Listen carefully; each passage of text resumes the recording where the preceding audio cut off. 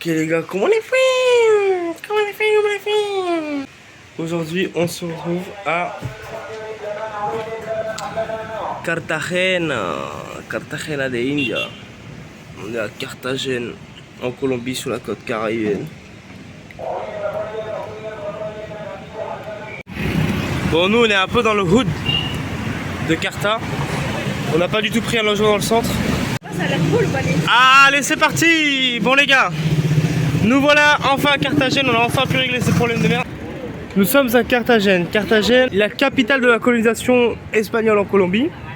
C'est vraiment un haut lieu de l'époque coloniale ici. Pourquoi? Parce qu'on est dans un lieu très stratégique. La ville de Carthagène, elle est entourée par des remparts. C'est une ville qui est ultra protégée. Bon, aujourd'hui, il n'y a plus tous les remparts qui sont encore d'actualité.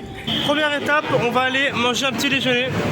Regardez comment Carthagène, c'est stylé. Moi, j'adore Carthagène. La ville est super belle, enfin pas à tous les endroits, mais à certains endroits. Pour ceux qui ont vu la vidéo sur le Pacifique, je vous ai dit 1000 fois, ouais regardez, c'est pas la même ambiance que dans le Caraïbe, là vous le voyez clairement, hein. C'est beaucoup plus touristique ici dans les Caraïbes que là-bas au Pacifique. L'accès est beaucoup plus facile, c'est simple, il suffit de prendre un avion, en général c'est même pas cher, ça coûte 30-40 € depuis Medellín et tu peux venir ici, t'arrives à l'aéroport, c'est hyper simple. Mais on a quand même cette ambiance de côte, hein, cette ambiance avec un air salé, un air marin qu'on reconnaît immédiatement quand on arrive. On a l'accent que j'adore, moi, l'accent des costeños colombiens. Y a la larga uno cuando se queja, no, que los papás, resulta de que los pobres papás a la larga también tienen la mano amarrada por el señor gobierno de este país, porque con sus decretos, que no sabe qué es lo que persiguen, los menores gozan de una, hemos dicho, de una libertad, hacer lo que les dé a su gana.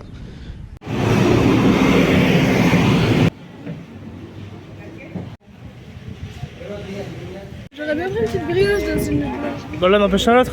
Buenas. Il n'y en a plus là. ¿Cómo vamos? ¿De qué son las empanadas? De pollo, de jamón con queso y de pollo. Tu veux toi? Eso es pequeño, Hay ¿no? de maíz y hay de harina. También hay arepa de huevo con carne, hay arepa básica de carne, huevo y pollo. Y no hay de pescado. Bueno, es lo único que no tengo. En Colombie, typique de manger comme ça le matin. Tu manges debout comme ça, une petite clare à la prise. Je connais même pas ce que c'est ça. C'est des pequeños en mode de la pâte frite ou dedans il y a du fromage. Et moi j'ai pris de la viande farcie, non, comment on dit déjà? Frit dans du patacone, donc dans de la banane plantain. Waouh, regarde comme elle est belle la femme dans sa robe. Gracias.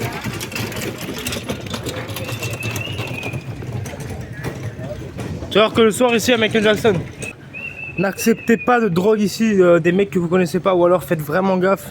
C'est vraiment pas une bonne idée parce qu'il y a plein d'arnaques, plein d'histoires de mecs qui donnent 20 € à un mec, qui leur amène de la farine ou il leur amène du gazon, de l'herbe par terre. Enfin, je veux dire, vous faites pas avoir comme des trous du cul quoi. En règle générale, ne prenez pas de cocaïne. La drogue Qu'elle c'est soit mal. Bonne ou farineuse. À part avec modération, un peu de temps en temps, c'est pas si mal que ça. Un petit peu tard sur la plage. Comme je vous expliquais tout à l'heure, la ville est entourée de remparts. Les remparts, c'est ce que vous voyez au fond là-bas. Ce sont des remparts qui sont ultra larges. Donc c'est de la pierre et genre moi ça m'a toujours surpris la largeur du truc. C'est impénétrable quoi. Je vois pas comment tu peux avec n'importe quelle arme. Bon aujourd'hui si, mais à l'époque je vois pas comment tu peux traverser un rempart comme ça. C'est impossible. Tu vois la ville elle devait être imprenable à l'époque je pense. Waouh, regardez comme c'est beau. T'imagines, moi mon rêve franchement c'est d'avoir une maison secondaire, pas à Carthagène mais sur la côte ici dans les Caraïbes. Parce que la côte caraïbienne ici en Colombie les gars, il n'y a pas plus beau sur terre j'ai l'impression. Regardez ça. Regardez comme c'est magnifique. Là-bas plus loin il y a des plages, la ville elle est super grande, il y a des buildings. Les gens qui vivent en France, arrêtez! Arrêtez! Non, regardez comme la vie est belle ici les gars. T'es là, t'habites à Medellín, t'as envie d'un peu d'air chaud, d'un peu d'air côtière. Tu vas sur la côte, tranquille, te détendre, manger des piñas au soleil. Merci la bourse de Macron. Merci Macron. Macron, arrête les gros nichons. Non, franchement les gars, regardez. ici la vie est belle en Colombie. La vie est belle, regardez, on est bien, soleil, chewing-gum, pâté pour chat, tout ce qu'il faut quoi. Toboggan, beaucoup de toboggans ici. Tu marches dans la rue à Medellín, ah le toboggan. Merde, j'ai pas vu. Est-ce que vous trouvez que j'ai les sourcils super écartés? Ça va en vrai? Ah ouais, c'est marrant parce que... Je crois qu'il y a une main. 3 doigts, c'est station de métro ton truc. En Colombie, quand tu veux reconnaître un endroit très touristique, quand tu vois ce genre de t-shirt avec la carte d'identité de Pablo ou la tête de Pablo affichée sur les trucs comme ça, c'est que forcément, forcément c'est super touristique. Moi je trouve ça un peu nul de vendre des trucs de Pablo un peu partout comme ça. Après c'est mon avis, chacun le sien. Marché avec des ventes de produits typiques. Et si vous avez des produits à base de coco, buenas, ¿cómo estás? Bien? Me gusta mucho tu stand. Les un message? Et regardez ça. Donc là on arrive dans la deuxième partie de la ville un peu, de ce côté-là. C'est marrant le contraste entre ville ancienne qu'on vient de passer à l'intérieur des remparts de la ville. Ça c'est le centre historique entouré par 12 km de remparts si je ne raconte pas bien. Mais Carthagène évidemment est bien plus grand que ça. Et elle se déploie sur tout le reste là-bas, tout à droite, les quartiers des affaires sur la droite. Et c'est énormément plus grand.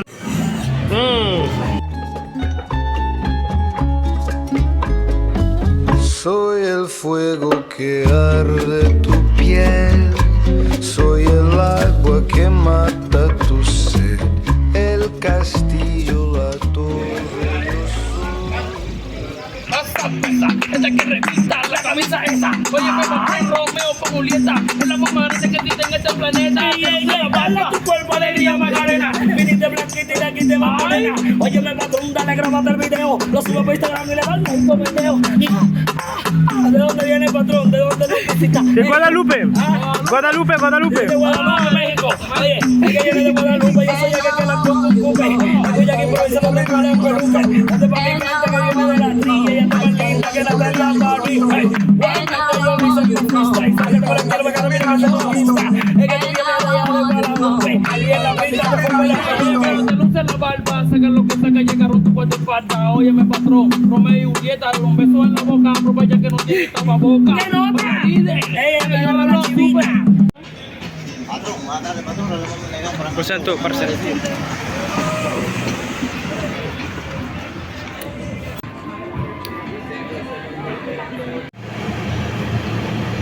Carthagène c'est aussi connu pour ses jolis graffitis qu'il y a partout sur les murs.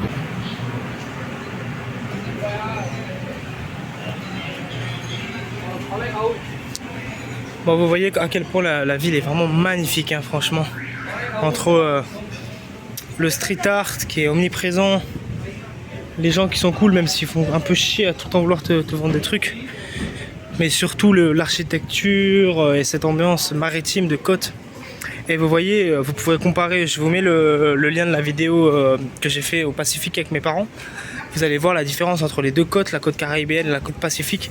Ça a rien à voir, c'est totalement différent quoi, sur tous les points.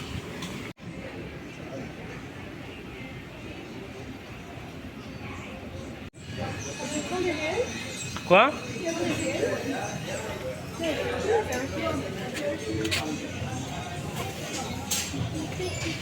Regardez qui on croise. It's pretty impressive.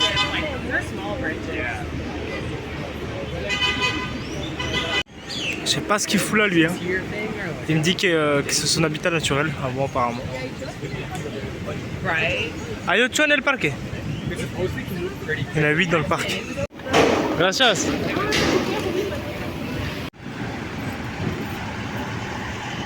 De l'art abstrait, de la ferraille.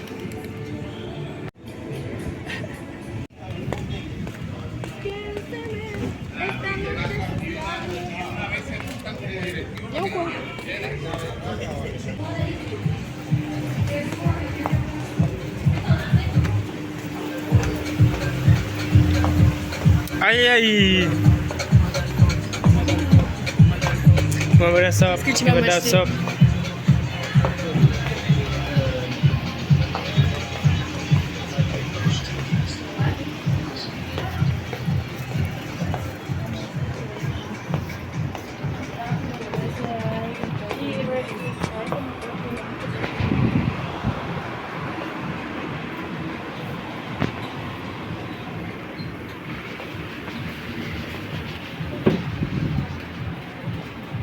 Bon les gars, on a enfin trouvé le ceviche de mes rêves. Enfin. Voilà donc le ceviche. Tu peux le choisir de ce que tu veux.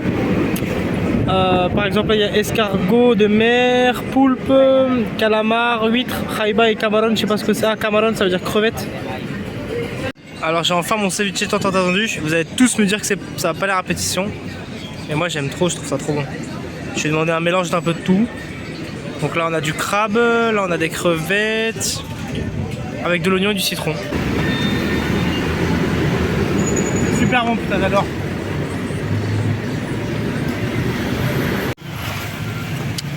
Et voilà, on arrive au château.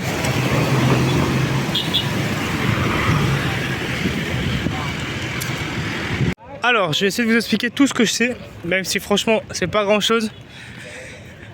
Donc, ce fort appartenait aux Espagnols au temps de la colonisation. Et il y avait diverses attaques des Français et des Anglais qui venaient attaquer le port. Quand les ennemis étaient rentrés dans le château, donc s'ils avaient réussi à rentrer dans l'enceinte du château par là, par les murs, ils font leur attaque, etc. Et ils se retrouvent ici, donc ils sont en train d'attaquer, ils se disent c'est bon, on a enfin attaqué le château, on est sauvés. Non, parce qu'il y avait des mecs qui étaient comme ça, tac comme ça, et qui te bouffent, pouf, qui te butaient comme ça, papa, alors que tu étais déjà dans l'enceinte du château. Donc en fait tu croyais que tu étais rentré, mais en fait non, toute la vie il y avait encore des combattants qui pouvaient t'enculer à coup de fusil, qui pouvaient te faire mal à coup de fusil. Voilà à quoi ressemble Cartagena de India en Colombie.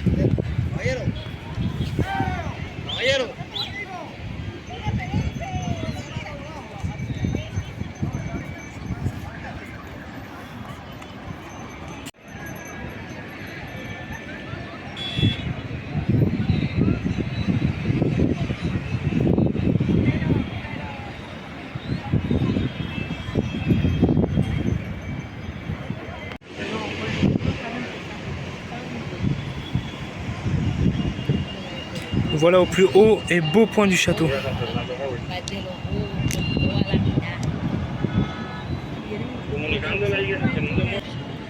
Il y a une super vue.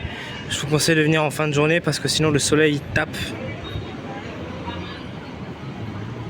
Le mec m'avait dit que le boulet pouvait aller à vraiment plusieurs kilomètres. Donc là, tu atteignais largement l'eau que vous voyez là-bas. Ça avait une puissance de fou quoi, un boulet de canon. Bah, t'imagines un peu.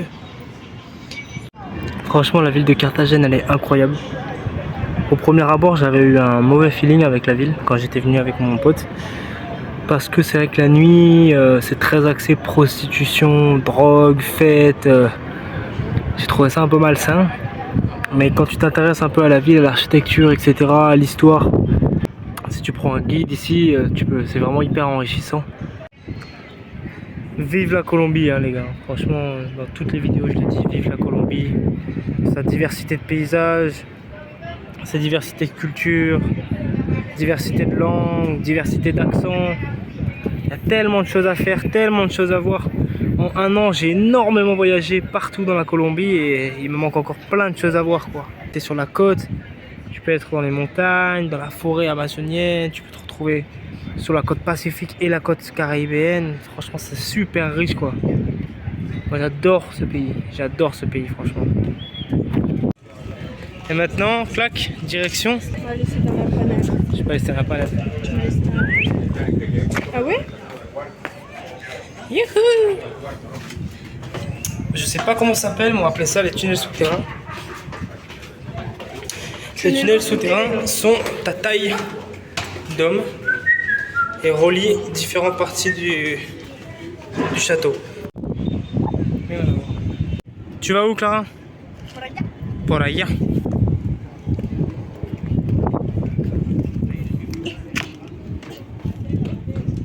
Non, c'est un cachot. La qualité est dégueulasse, je suis désolé. Avec les cavités sur les côtés qui servaient aux soldats de se cacher et tuer les assaillants qui sont en train de pénétrer l'enceinte du château.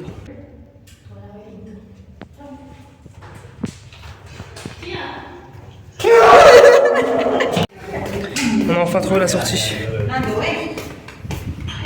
On va arriver au drapeau de la Colombie, je crois. Si je dis pas de bêtises. Je dis des bêtises. Là, vous pouvez voir nettement les remparts tout le long de la ville, comme ça. Qui contournent la ville. Ils expliquent que le château est doté de 62 canons de tous les calibres. Et que dans les galeries qu'on a visitées, il pouvait y avoir des mines qui pouvaient détruire le terrain en dessous des assaillants, qui pouvaient le faire tomber. Le château dans lequel on est était le facteur, le mas le plus important de la défense de Carthagène.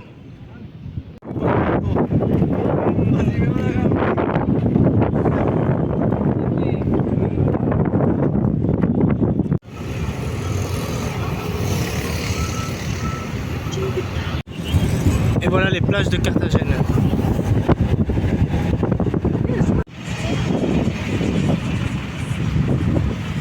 Et voilà, on va se baigner en fin d'après-midi.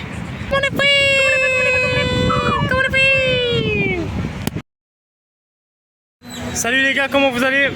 Je vous explique juste quelque chose. Donc en gros on est à un autre jour là, je vous explique juste quelque chose. Toutes les murailles que vous avez vues hier, il faut savoir qu'elles ont été construites par les Juifs. Pourquoi par les Juifs? Parce que les Juifs étaient incarcérés au sud de l'Espagne à l'époque coloniale pour violence et crimes. Comme ils n'étaient pas catholiques, les Espagnols ne voulaient pas d'eux. Ils leur ont dit bon écoutez, vous n'êtes pas catholiques, vous dégagez. On vous envoie sur le Nouveau Monde. On vous envoie donc sur la terre qui a été découverte, donc en Colombie. Quand ils sont arrivés ici, l'Inquisition leur a dit non mais vous n'êtes pas catholiques, donc soit vous vous convertissez, soit vous allez mourir. Du coup les Juifs se sont convertis. Et peu de temps après, les Noirs africains ont commencé à être apportés ici par les Espagnols. Sauf que quand ils sont arrivés ici et qu'on a voulu construire des remparts autour de la ville, les Africains ils savaient pas du tout, ils avaient aucune notion en fait en construction, ils savaient pas du tout comment construire. Du coup, les Juifs ont été pendant de nombreuses années les maîtres d'œuvre, donc en gros comment dire, leurs tuteurs en fait, ils ont appris aux Noirs à construire les murailles. Et donc Juifs et Noirs ont construit les murailles de Carthagène main dans la main. Enfin main dans la main, je pense pas que ce soit aussi rose, mais la bonne géolocalisation de la ville. Sí, entonces España tenía guerras allá contra Holanda, Francia, Inglaterra y no tenía cómo defender suficientes barcos. Sí. En esa época sabemos que no existía la fuerza aérea, solo barcos. Claro. Y España tuvo que hacer una muralla de 15 kilómetros y 12 de altura. ¿En España? Sí, la idea fue defender y ofender. A la defensa le llamaron cortina. La muralla, cuando tú la miras de frente, por fuera, tiene la forma de una cortina inclinada. La idea era para cuando recibieran los cañones de piratas y corsarios, la bala resbalaba y el impacto hacía menos daño. Era muy inteligente. Y la parte ofensiva se le llamó baluarte. Eran las esquinas de la muralla encima de un cordón amurallado en alto relieve. Tenían una garita en el medio, angostadas y unidas por líneas llamadas estribillos, unidas por unos huecos llamados merlones, donde encajaba el cañón y le permitía en una base llamada tronera de cañón. Le permitía un giro de 16 grados, ángulo levante de 15 y un disparo de 1 kilómetro. Los baluartes altos y eran bajos. Los altos disparaban a las velas de los barcos y los bajos a flor de agua para hundir el barco. ¿Ya? Fuego cruzado era la referencia de la muralla. Il y a environ 500-600 ans, parce que la muraille elle a été conçue entre 1600 et 1780 par les Espagnols. Quand les Espagnols sont arrivés par la mer, ils sont arrivés, ils avaient beaucoup moins d'hommes parce que les indigènes qui étaient ici avaient 20 000 hommes. Du coup quand ils sont arrivés les Espagnols, ils se sont dit bon on va vous conquérir, il a commencé à avoir une bataille. Il y avait beaucoup plus d'hommes du côté indigène, sauf qu'il y avait beaucoup moins de technologie en fait. En gros, les indigènes, ils utilisaient des flèches, bon, avec du venin de grenouille, donc c'est quand même puissant, tu vois, tu touches un marin, tu le tues, mais en face des canons des Espagnols et de leurs bateaux solides, etc., qui avaient une grande portée avec leurs canons, qui pouvaient détruire ce qu'ils voulaient, ils ont pas fait long feu les indigènes, tu vois ce que je veux dire. Les Espagnols, ils ont vite fait détruit quoi. Bon, c'est sur ce petit point histoire que se termine la vidéo sur Carthagène. Si la vidéo vous a plu, si ce que je propose en général vous plaît, si le concept vous plaît, etc., n'hésitez pas à poser des likes, n'hésitez pas à vous abonner et à partager les vidéos dans votre story Instagram. On se revoit pour une autre vidéo très bientôt. Con esta canción que nace del corazón, perdonen si con mi canto les interrumpo. Les pido 3 minutitos de su atención. Les quiero contar del valle y de la montaña,